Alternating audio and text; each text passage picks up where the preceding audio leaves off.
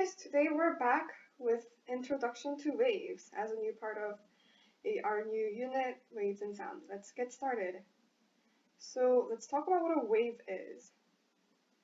Waves are disturbances, or rather oscillations, that can travel through space, time, or water, and these are called mediums.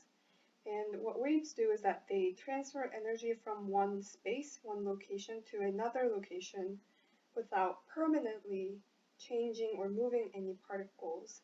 So as you can see in our GIF here, as the people are moving, like standing up, they are actually moving the air particles, but they aren't permanently changing the location of these air particles. They're just transferring energy from the right end to the left end. And there are two main types of waves. The first type is called a transverse wave,